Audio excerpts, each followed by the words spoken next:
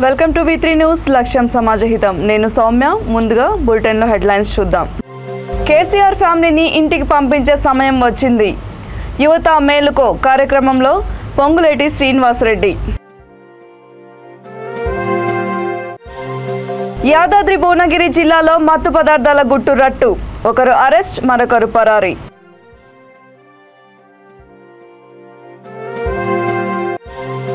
Australia నగర వీధుల్లో TDP జెండా రెపరెపలు. నందమూరి తారక రాముడి శత జయంతి సందర్భంగా సైకిల్ ర్యాలీ. మహబూబాబాద్ వ్యవసాయ మార్కెట్లో రైతుల ఆందోళన. ఇనాం పేరుతో వ్యాపారులు దోపిడీ చేస్తున్నారని ఆవేదన.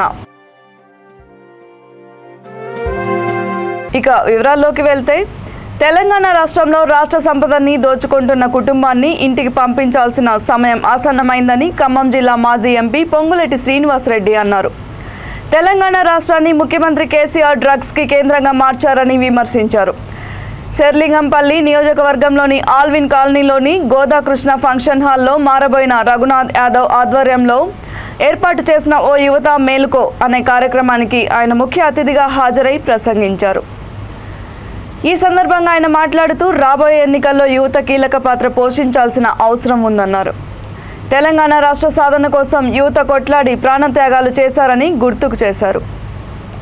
తెలంగాణ ఉద్యమంలో యూనివర్సిటీలు కీలక పాత్ర పోషించినా వాటిని అభివృద్ధి చేయడంలో అలసత్వం వహించారని తెలిపారు.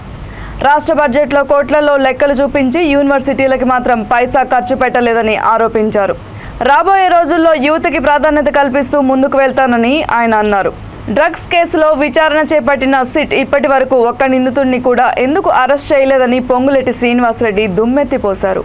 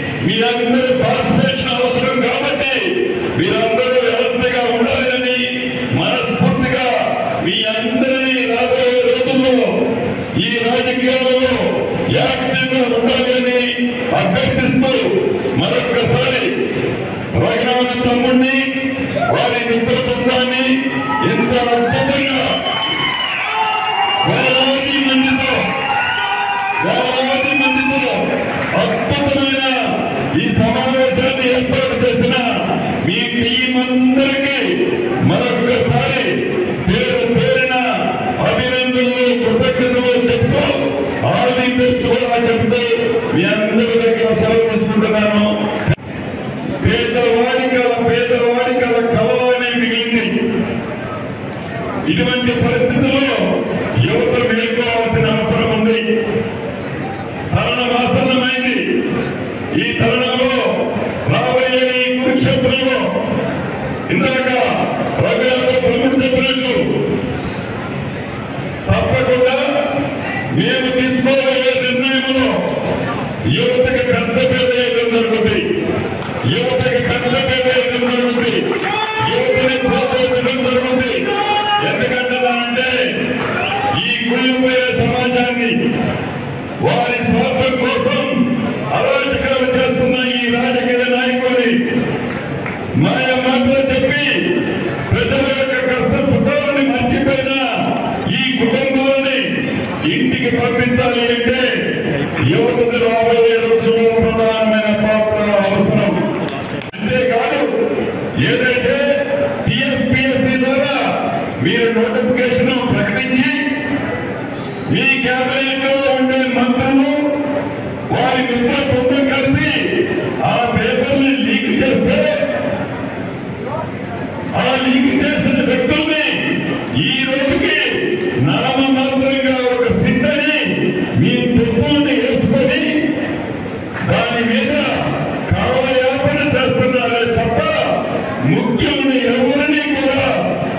రోజు వరకు మీరు శిక్షించలేదు అంటే మీ చిత్తశుద్ధి ఈ యువకుల మీద ఎంతున్నది అనేది చాలా స్పష్టంగా కనిపిస్తుంది. ఇక ప్రైవేట్ ఉద్యోగమని కొంతమంది ముఖ్యులు ప్రకటిస్తున్నారు. ఆర్థికంగా మా ప్రభుత్వం వచ్చిన తర్వాత 7 లక్షల ఉద్యోగాలు ఇచ్చాం, 8 లక్షల ఉద్యోగాలు ఇచ్చామని. అయ్యా మీరు అనేక పేపర్లలో ఇవ్వడం తప్ప ఎన్ని లక్షల మంది ఉద్యోగం ఇచ్చారు అనేది మీరు ఎక్కడైనా డిబేట్ పెట్టినట్లయితే ఈ యువతకి ఎన్ని ఉద్యోగాలు మీరు ఇచ్చారో చాలా యువతే మీకు చెప్తుంది. దాంట్లో కూడా ఆహ్లాదంగా మీరు ప్రకటించుకోవడం తప్ప దాంట్లో యువతకి కలిగిందేమీ లేదు. యాదాద్రి భువనగిరి జిల్లాలో మత్తు పదార్థాలని పోలీసులు పట్టుకున్నారు. సింథటిక్ డ్రగ్స్ అమ్ముతున్న ముఠా గుట్టు రట్టు చేశారు చౌటుప్పల్ పోలీసులు. వాటి విలువ 7,92,000 వరకు ఉంటుందని డీసీపీ రాజేష్ చంద్ర మీడియా సమావేశంలో తెలిపారు. ఇద్దరిపై కేసు నమోదు చేశామని, మరొకరు పరారీలో ఉన్నారని తెలిపారు. గోవా రాష్ట్రం నుంచి ఈ మత్తు పదార్థాలని తీసుకువచ్చి జిల్లాలో విక్రయిస్తున్నట్లు పోలీసులు గుర్తించారు. పక్కా సమాచారంతో నిందితులని పట్టుకున్నారని డీసీపీ తెలిపారు. వీళ్ళు తెచ్చింది కన్సైన్మెంట్ అంతా కూడా not only for Chautuppal, they want to sell in Hyderabad also. అయితే మనకి ఏంటంటే ఈ అశోక ఇంజనీరింగ్ కాలేజ్ దగ్గర ట్రాప్ లో వాళ్ళు దొరికినారు. మన ఆపరేషన్ లో వాళ్ళు పట్టుకోవడం జరిగింది. But this consignment is not only for Chautuppal, it is for the Hyderabad also. అంటే they are about to go reach college on the వేలో పట్టుకోవడం కాలేజ్ అనేది అది కాలేజ్ స్టూడెంట్స్ కాదు, అది ఒక మీటింగ్ పాయింట్ పెట్టుకున్నారు వాళ్ళు. అంటే ఒక ల్యాండ్ మార్క్ లాగా అక్కడ మనము దీన్ని ఎక్స్చేంజ్ చేసుకోవాలి, మనీ ఎక్స్చేంజ్ చేసుకోవాలి, డ్రగ్ ఎక్స్చేంజ్ చేసుకోవాలి పెట్టుకున్నారు. కొంతమంది పేర్లు వచ్చినాయి, అది ఇంకా దాంట్లో వర్కౌట్ చేస్తున్నాము. అండ్ ఇంకొంత నెట్వర్క్ కూడా ఉంది, that we can't disclose in the press, but we are working on that. వాళ్ళు ఏదో హైదరాబాద్ లో ఉన్నారు, స్టూడెంట్ కాదు. అంటే అతను అశోక ఇంజనీరింగ్ కాలేజ్ పర్సన్ కాదు. అతను ఏంటంటే వాళ్ళు మీటింగ్ పాయింట్ అక్కడ పెట్టుకున్నారు. అంటే డ్రగ్ ఎక్స్చేంజ్ కి వాళ్ళు పెట్టుకున్న ల్యాండ్ మార్క్ ప్లేస్ అక్కడ పెట్టుకున్నారు అంతే. అంటే సూపర్ మ్యాన్ పెట్టుకున్నారు, కోర్టు కొన్ని వాటికి మియావ్ మియావ్ పెట్టుకున్నారు. సో మనము తర్వాత దీన్ని మళ్ళీ సర్చ్ చేసుకున్న తర్వాత మనకు ఇవి ఇంటర్నేషనల్ గా దీనికి పెట్టిన నేమ్స్ ఏంటంటే ఇవి బ్లూ పనిషర్ అని, లకాసా డెల్ పాపల్. యాక్చువల్గా లకాసా డెల్ పాపల్ కూడా మనకి వచ్చింది కూడా మనీ హిస్టరీ సిరీస్ నుంచి వాళ్ళు పెట్టుకున్న పేరు అది. దాని స్టైల్, దాని ఆపరేషన్. ఇప్పుడు ఆ బ్లూ పనిషన్ కూడా పైన ఒక కుర్రబొమ్మ ఉంటుంది, అదొక వాళ్ళు పెట్టుకున్నారు. మొట్టమొదటిసారిగా ఆస్ట్రేలియా నగర వీధుల్లో తెలుగుదేశం పార్టీ అభిమానులు పార్టీ జెండాని రెపరెపలాడించారు. తెలుగు జాతి పౌరుషాన్ని, ఆత్మగౌరవాన్ని ప్రపంచం నలువైపులా చాటి చెప్పిన మహనీయుడు నందమూరి తారక రాముని శత జయంతిని పురస్కరించుకొని దక్షిణ ఆస్ట్రేలియాలోని అడిలైడ్ నగరంలో స్థానిక ఎన్ఆర్ఐ టీడీపీ సెల్ ఆధ్వర్యంలో సైకిల్ ర్యాలీ నిర్వహించారు.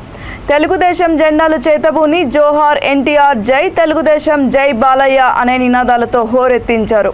ఆస్ట్రేలియన్స్ సైతం ర్యాలీగా వెళ్తున్న తెలుగుదేశం పార్టీ అభిమానులని చూస్తూ ఉత్సాహంగా చేతులు ఊపుతూ తమ ఫోన్లో ఫోటోలు, వీడియోలు తీసుకుంటూ ఉత్సాహంగా కనిపించారు.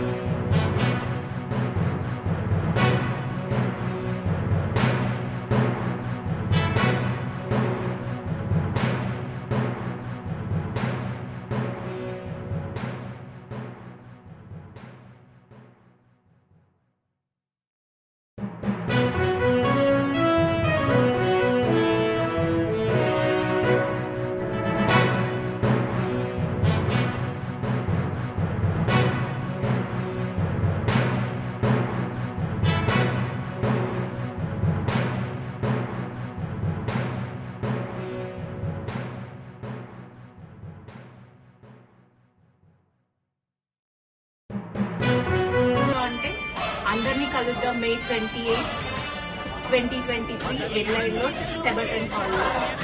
మేము మాత్రమే కాదు, మాతో పాటు నందమూరి బాలకృష్ణ గారు సతీమణి వసుంధాదేవి గారు, వాళ్ళ చిన్న కూతురు తేజస్వి అండ్ వాళ్ళ బుడ్డ బాబు కూడా వస్తున్నారు. మరి వాళ్ళందరినీ చూడాలా మీరు? అయితే కలుద్దాం టెబటన్ హాల్లో 10:30 May 28. జై ఎన్టీఆర్, జై ఎన్టీఆర్. హాయ్ అండి, అందరికీ నమస్కారం. కులాలకి, మతాలకి, ప్రాంతాలకి అతీతంగా తెలుగు మహబూబాబాద్ జిల్లా కేంద్రంలోని వ్యవసాయ మార్కెట్లో వ్యాపారస్తులు ఇనాం పేరుతో మోసాలు చేస్తున్నారని రైతులు ఆవేదన వ్యక్తం చేశారు. వ్యాపారులకి అధికారులు అండదండలు అందిస్తున్నారని తెలిపారు. తమకు న్యాయం చేయాలంటూ మార్కెట్ ఎదుట రైతుల రాస్తారోకో ధర్నా నిర్వహించారు. రైతులు తీసుకొచ్చిన ధాన్యంని ఆన్లైన్లో ఒక రేటు, ఇచ్చేది ఒక రేటు అంటూ మోసం చేస్తున్న వ్యాపారస్తుల లైసెన్సులు క్యాన్సిల్ చేయాలంటూ డిమాండ్ చేశారు. ధర్నా నేపథ్యంలో వాహనాలు భారీగా నిలిచిపోయాయి.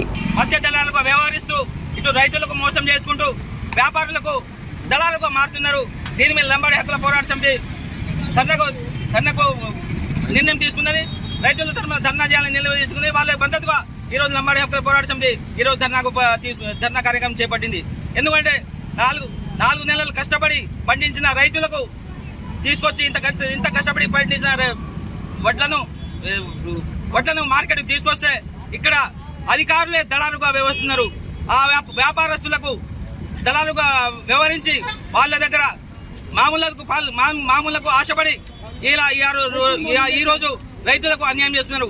ఎందుకంటే దీనికి సాక్ష్యం ఏంటంటే, ఒక రైతు 7 పుట్ల వడ్లు తీసుకొస్తాడు.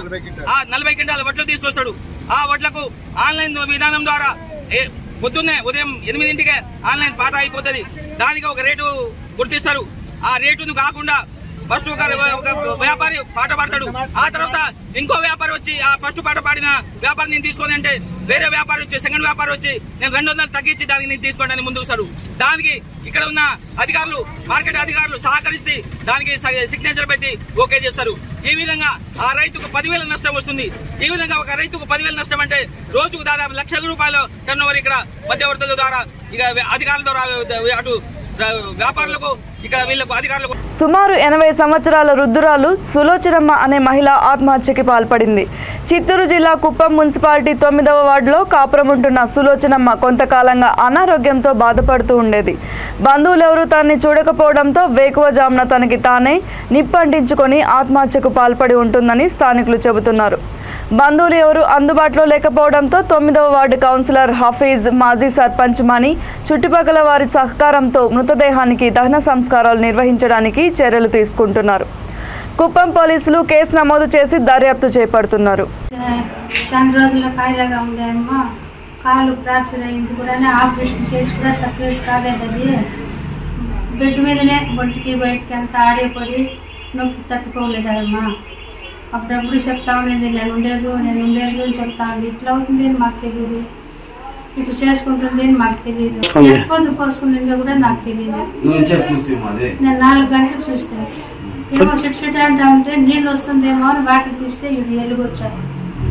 అప్పరించుకొనేసి బయటకు పోతుంది. వీళ్ళు ముస్లిం బిడ్డ ఉంది. ఆ బిడ్డ వచ్చి నన్ను ఆదుకున్నాను. ఆయమదే సులోచనమ్మ.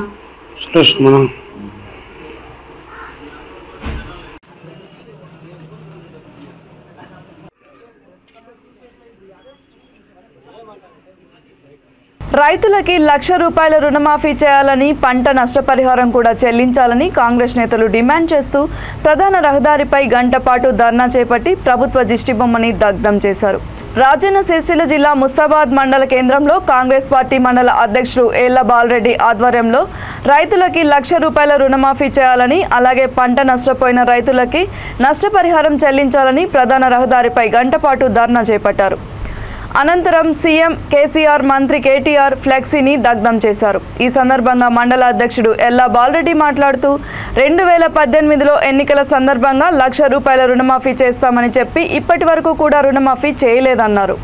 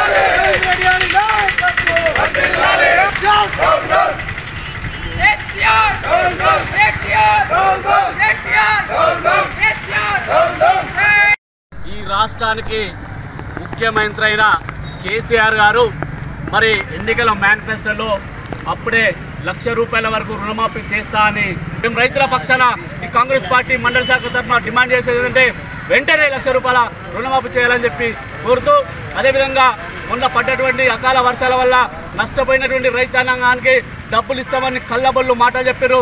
ఇంతవరకు కూడా ₹1 ఇచ్చిన పాపాలు లేదు. మేము అప్పుడే చెప్పినాం ఏమనంటే మీరు మళ్ళీ ఎలక్షన్లు అప్పుడే ఈ ఏవైతే ₹10,000 ఇస్తున్నారో ఎలక్షన్ల ముందు ఇచ్చి మళ్ళీ ఓటు దండుకునే ఉపాయాన్ని మీరు ఆలోచన చేస్తారు. కానీ అప్పుడే వేసిన ప్రజలు బుద్ధి చెప్తారు. వెంటనే ఇప్పుడే ఈ వర్షాకాలం పంటకి ఆ ₹10,000 నష్టపరిహారం అందించాలని ప్రభుత్వాన్ని డిమాండ్ చేస్తున్నాం. హైదరాబాద్ మండల కేంద్రంలో కాంగ్రెస్ పార్టీ ఆధ్వర్యంలో మరి రైతుల గురించి ఎన్నో గొప్పలు చెప్తున్న ఈ దగాకోరు, ఈ హిట్లర్ మరి రైతు రుణమాఫీ చేసిందా అని చెప్పి మేము రైతుల పక్షాన అడుగుతూ ఉన్నాం. మరి మన కేసీఆర్ అవ్వకు అన్నం పెట్టలేనోడట, చిన్నవ్వకు గాజులు తొడిగిడు అన్నట్టు.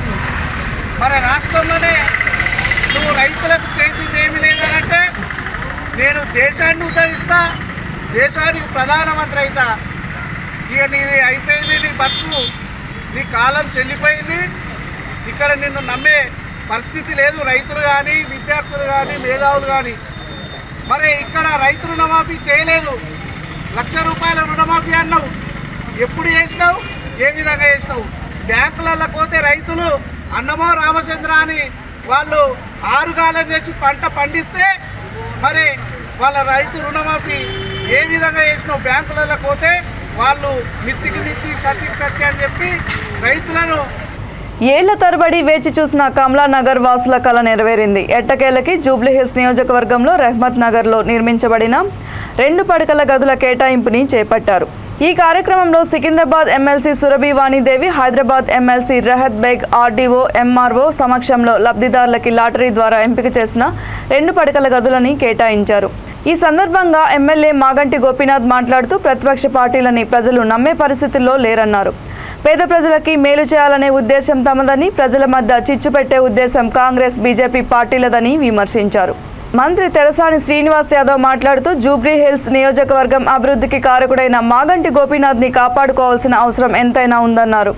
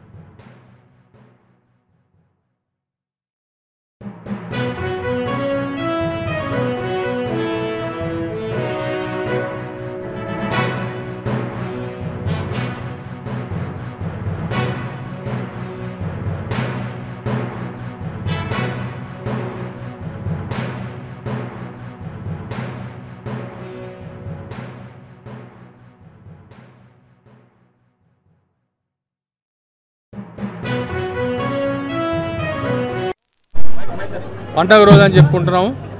ఎందుకంటే జూబ్లీహిల్స్ అసెంబ్లీ కాన్స్టిట్యున్సీలో డబుల్ బెడ్రూమ్ కళ నెరవేరింది. ఇది ఎప్పుడైతే అలాట్ చేసినప్పుడు ఒక మొత్తం ఇది రాక్ ప్రాంతం, ఇది ఈ రాక్ కటింగ్కి చాలా టైం పట్టింది.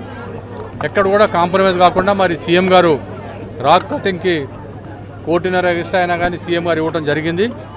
ఇవాళ ఈ కార్యక్రమం విజయవంతం జరిగింది. వాళ్ళ పండగ వాతావరణంలో జెన్యూన్గా ఎవరైతే కమలానగర్లో ఉన్నారో వాళ్ళ డీటెయిల్స్ తీసుకుని లిస్టు ప్రిపేర్ చేయడం జరిగింది. కొంతమంది కొన్ని డాక్యుమెంట్స్ లేవని చెప్పి ఆపారు.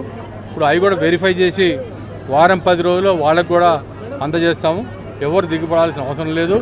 ఎందుకంటే మేము మీకు చెప్పాల్సిన అవసరం ఏంటంటే ఇప్పుడు బండి సంజయ్ ఉన్నాడు, రేవంత్ రెడ్డి గారు ఉన్నారు.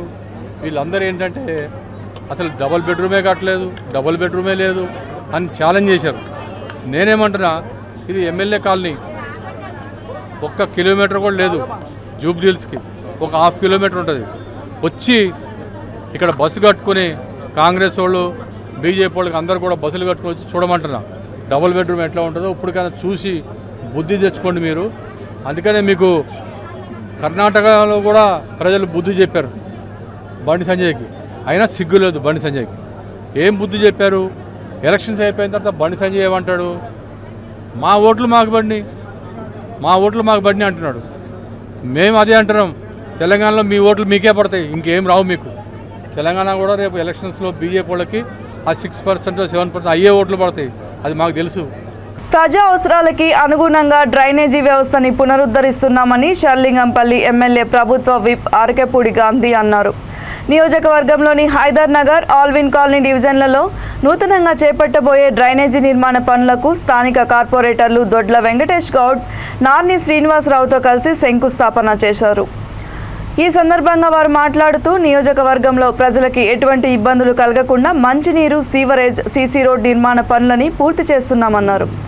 పలు పార్టీలకు చెందిన నేతలు అభివృద్ధిపైన తప్పుడు ప్రచారాలు చేస్తున్నారని ఆగ్రహం వ్యక్తం చేశారు. నియోజకవర్గ అభివృద్ధికి ప్రతి ఒక్కరూ కృషి చేస్తున్నారని వెల్లడించారు.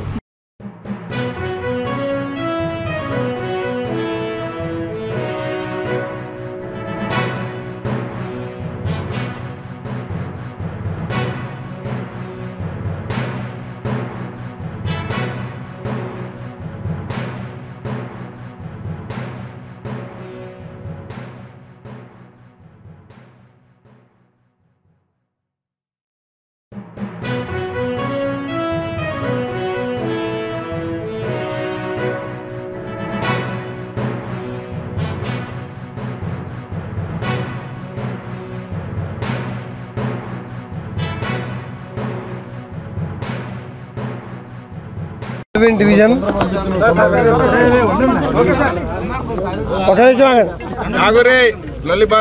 ఆల్విన్ డివిజన్ హైదర్ నగర్ డివిజన్లో గతంలో 4 ఇంచులు, 6 ఇంచులు, 8 ఇంచులు సివరేజ్ పైపులుండి ఇళ్ళు పెరిగి అపార్ట్మెంట్స్ రూపంలో కొన్ని ఇళ్ళు వచ్చి ఓవర్ఫ్లో అవుతున్నటువంటి డ్రైనేజ్ వ్యవస్థని బాగు చేయడం కోసం మా వాటర్ వర్క్స్ ఎండి గారికి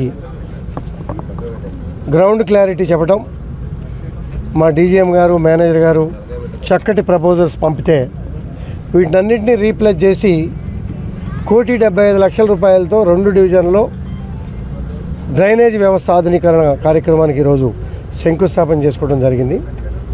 ఇదే కాక ఇంకా 2.5 కోట్ల రూపాయలు కూడా ఎక్కడెక్కడైతే సివరేజ్ పొంగి పొర్లుతున్నటువంటి ప్రాంతాలు ఉన్నాయో ఆ ప్రాంత గృహిణీలకు ఇబ్బంది కలగకుండా మోడిఫికేషన్ చేసి తర్వాత ఇమీడియట్గా రోడ్లు వేసే కార్యక్రమం కూడా చేయబోతూ ఉన్నాం. ఇప్పుడే మా మహిళల సోదరిమణులు చెప్పారు, అసలు డ్రైనేజ్ లేదు అన్నారు. అసలు డ్రైనేజ్ లేని ఏరియా నా ఏరియాలో ఎక్కడ లేదమ్మా. ఇది కొత్తగా పుట్టిన కాలనీ కాదు. ఇక 4 ఇంచుల పైప్ లైన్ ఉంది, 6 ఇంచుల పైప్ లైన్ ఉంది. ఆ పైప్ లైన్ రీప్లేస్మెంట్ చేస్తున్నాం. మీకు చక్కటి సదుపాయం కలుగుతుంది, ఎటువంటి ఇబ్బంది ఉండదు. ఇప్పుడు శంకుస్థాపన చేస్తున్నాం. అతి త్వరలో అన్ని ప్రాంతాల్లో సివరేజ్ కానీ, మంచినీళ్ళు కానీ, రోడ్లు కానీ ఎక్కడ ఇబ్బంది కలగకుండా చేసే బాధ్యత నేను, కార్పొరేటర్ గారు తీసుకుంటాం. ఏమి సమస్య ఉన్నా దయచేసి మా సోదరు సహజంగా పొద్దున్నే లేచి పౌడర్ వేసుకొని కొత్త బట్టలు వేసుకొని వెళ్ళిపోతూ ఉంటారు. ఏ సమస్య వచ్చినా మా సోదరి మండలకే ఎక్కువగా సమస్యలు వస్తూ ఉంటాయి. ఇంట్లో గృహిణీలకు మాత్రమే సమస్యలు ఎక్కువగా తెలుస్తాయి. వచ్చినాక చెబితే పెడ చెవిని పెట్టడమో, కొంతమంది పట్టించుకోవటం, కొంతమంది పట్టించుకోవటం, ఇటువంటి సమస్యలు కూడా ఉంటాయి. అయినప్పటికీ కూడా కోడికూత దూరంలో ఎమ్మెల్యే ఆఫీస్ ఉంది, కోడికూత దూరంలో కార్పొరేటర్ ఆఫీస్ ఉంది. మీకు చక్కగా రిప్రజెంటేషన్ ఇవ్వండి. Within 3 months cut off date పెట్టుకోండి. రోడ్లు డ్రైనేజీ కూడా పూర్తి చేసి మీకు మంచి ప్రాంతంగా తయారు చేసే బాధ్యత మేము తీసుకుంటాం. దాంతోపాటు ఈ రోడ్డు చూడగానే చూడముచ్చటగా ఉంది. బ్రహ్మాండంగా జామ చెట్లు, ఉసిరి చెట్లు, నేరేడు చెట్లు, మామిడి చెట్లు, అలాగే చక్కటి గాలి వెలుతురు కోసం, మంచి ఆక్సిజన్ కోసం, భవిష్యత్తు పిల్లల కోసం ఇంటింటికి ఉపయోగపడే చెట్లను పెట్టి పెంచుకునే కార్యక్రమం చేసుకుంటే మంచి వాతావరణం వస్తుంది. ఇదొక స్లమ్ కాదు అని ప్రూవ్ చేసుకోవాలి. ప్రతి స్లమ్లో పేద మధ్య తరగతి ఉన్న ప్రకాశం జిల్లాలో ఎండలు రోజు రోజుకి నిప్పుల కొలిమిలా మండిపోతున్నాయి. మరో 3-4 రోజులు ఎండలు ఇలానే ఉంటాయని అధికారులు చెబుతున్నారు. రాష్ట్రంలోనే అత్యధిక ఉష్ణోగ్రతలు ప్రకాశం జిల్లాలో నమోదయ్యాయి. పగటిపూట అత్యధిక సమయం ఎక్కువ ప్రాంతాల్లో 43 నుంచి 46 డిగ్రీలు నమోదైన జిల్లా నిప్పుల కొలిమిగా మారడంతో జనం బెంబేలెత్తిపోతున్నారు. ఇళ్ల నుంచి బయటకు వచ్చేందుకు కూడా భయపడుతున్నారు. దీంతో అత్యధిక ప్రాంతాల్లో పగటిపూట ఒక రకంగా కరోనా నాటి లాక్డౌన్ పరిస్థితి రోడ్లపై కనిపిస్తుంది. సాధారణంగా జనం రద్దీగా ఉండే పట్టణ ప్రాంతాల్లో 10 గంటలకే వీధులు ఖాళీ అవుతున్నాయి. ఉదయం 8 గంటల నుంచే ఎండ తీవ్రత కనిపిస్తుంది. రాష్ట్రంలో అత్యధిక ఉష్ణోగ్రతలు నమోదైన తొలి 3 ప్రాంతాలు జిల్లాలోనే ఉన్నాయి. జిల్లాలో గరిష్ట ఉష్ణోగ్రతలు నమోదయ్యాయి. దీంతో రోజురోజుకి వడదెబ్బ బాధితులు పెరుగుతున్నారు.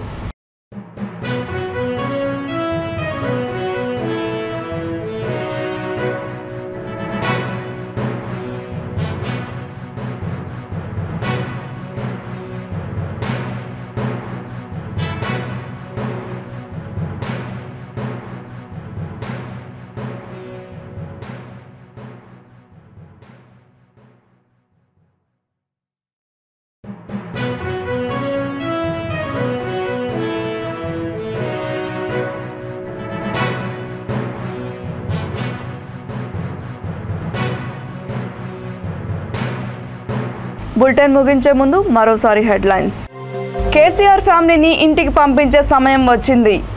యువత మేలుకో కార్యక్రమంలో పొంగులేటి శ్రీనివాసరెడ్డి. యాదాద్రి భువనగిరి జిల్లాలో మత్తు పదార్థాల గుట్టు రట్టు. ఒకరు అరెస్ట్, మరొకరు పరారీ.